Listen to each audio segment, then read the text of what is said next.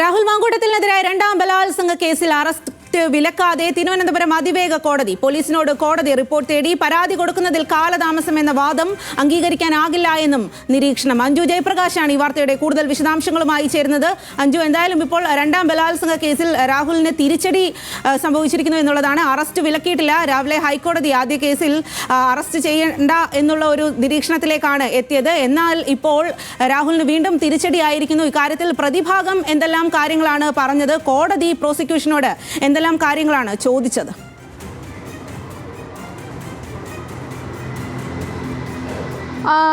സ്വാതി, അതായത് ആദ്യ പരാതിയുമായി ബന്ധപ്പെട്ട് അറസ്റ്റ് തടഞ്ഞതിന് പിന്നാലെ അതിവേഗത്തിൽ തന്നെയാണ് രണ്ടാം പരാതിയിൽ ഇത്തരത്തിലൊരു മുൻകൂർ ജാമ്യാപേക്ഷ തിരുവനന്തപുരം കോടതിയിൽ, സെഷൻസ് കോടതിയിൽ രാഹുൽ സമീപിക്കുന്നത്.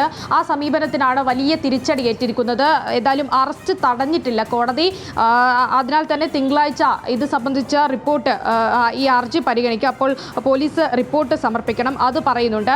പ്രധാനമായിട്ടും ഉയർന്ന വാദങ്ങൾ എന്തൊക്കെയാണെന്ന് നോക്കിക്കഴിഞ്ഞാൽ ഈ പ്രതിഭാഗം ഉന്നയിച്ചിട്ടുണ്ടായിരുന്ന വാദങ്ങൾ ഇതാണ്. അതായത് ഈ കുറ്റകൃത്യം നടന്ന് 2 വർഷ കാലതാമസത്തിന് 2 വർഷം കഴിഞ്ഞാണ് ഇത്തരത്തിലൊരു പരാതിയുമായി പരാതിക്കാരി എത്തുന്നത്.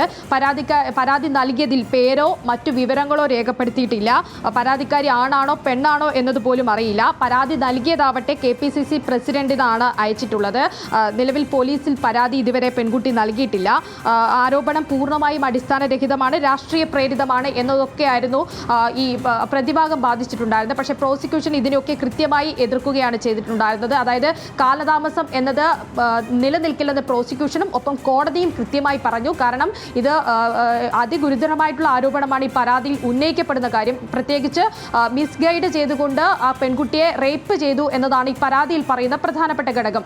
അങ്ങനെയാണെങ്കിൽ തന്നെ ഈ പരാതിപ്പെടാനുള്ള ഈ കാലതാമസം അത് ഇതിൽ പരിഗണിക്കാനാവില്ല. കാരണം 3 വർഷമോ ജീവപര്യന്തോ ആയിട്ടുള്ള ശിക്ഷകൾ ലഭിക്കാവുന്ന കുറ്റമാണെങ്കിൽ അതിന് പരാതി നൽകുന്നതിന് കാലതാമസം ഉണ്ടായാലുള്ള എക്സ്പ്ലനേഷൻ അത് നൽകിയാൽ മതി. അത് പ്രധാനമായിട്ടും പ്രോസിക്യൂഷൻ കൃത്യമായി ബോധിപ്പിച്ചിട്ടുണ്ട്. കാരണം എത്രത്തോളം സമൂഹത്തിൽ സ്വാധീനമുള്ള ഒരു വ്യക്തിയാണ്. മാത്രമല്ല രണ്ടാമത്തെ ആദ്യ പരാതിയുമായി ബന്ധപ്പെട്ട് വലിയ തരത്തിൽ പേടി തന്നെ ഈ പെൺകുട്ടിക്കുണ്ട്. അത് നേരത്തെ പോലീസിനോടും കൃത്യമായി വ്യക്തമാക്കിയതാണ്. ഇത്തരത്തിൽ സൈബർ അറ്റാക്ക് ഉൾപ്പെടെ നേരിടുമോ, ഏത് തരത്തിലായിരിക്കും തൻ്റെ ജീവന് ഭീഷണി ഉണ്ടാകുമോ എന്നൊക്കെയുള്ള ഭയം അതിജീവിതയ്ക്കുണ്ടാകും. അത് കൃത്യമായിട്ട് അറിയിച്ചിട്ടുണ്ടാകും. മറ്റൊരു പ്രധാനപ്പെട്ട കാര്യം സൂചിപ്പിച്ചിട്ടുള്ളത് ഈ പോലീസ് റിപ്പോർട്ട് പരിഗണിക്കാതെ അറസ്റ്റ് തടയരുതെന്ന് കൃത്യമായി പ്രോസിക്യൂഷൻ പറഞ്ഞിട്ടുണ്ട്. പ്രോസിക്യൂഷന്റെ ആ വാദത്തെ കോടതി അംഗീകരിച്ചിട്ടുണ്ട്. അതിൻ്റെ ഭാഗമായിട്ടാണ് അറസ്റ്റ് തടയാതെ കോടതി അത്തരത്തിലൊരു നീക്കം നടത്തിയിരിക്കുന്നത്. ആ നീക്കമാണ് രാഹുലിനെ സംബന്ധിച്ചിടത്തോളം വലിയ തിരിച്ചടിയായിരിക്കുന്നത്. ഈ കേസിൽ കൂടി അറസ്റ്റ് തടഞ്ഞിട്ടുണ്ടായിരുന്നെങ്കിൽ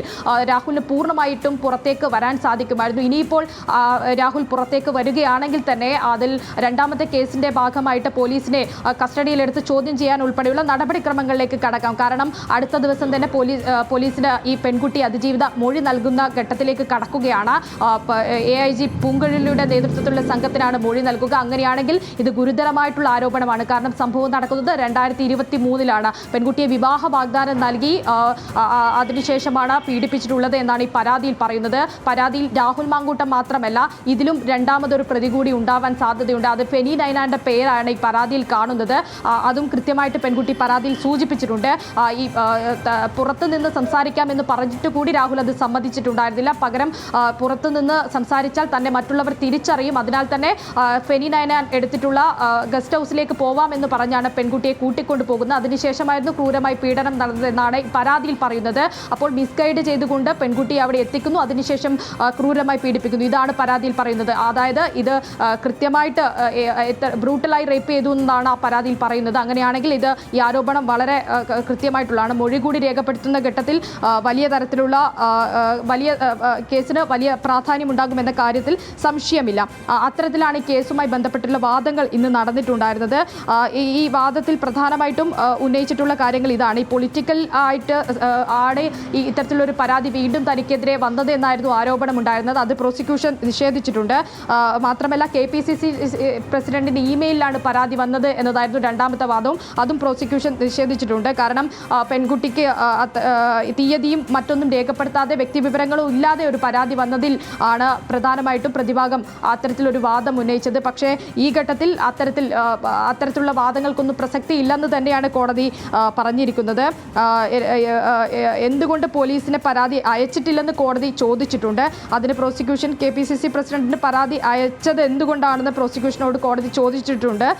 അതിനാൽ തന്നെ പോലീസിന്റെ കേസ് ഡയറി ഹാജരാക്കാൻ നിർദ്ദേശം നൽകിയിട്ടുണ്ട്. ആ കേസ് റിപ്പോർട്ട് തിങ്കളാഴ്ച എത്തും. അപ്പോൾ തിങ്കളാഴ്ച വീണ്ടും കോടതി ഈ കേസ് പരിഗണിക്കുക തന്നെ ചെയ്യും.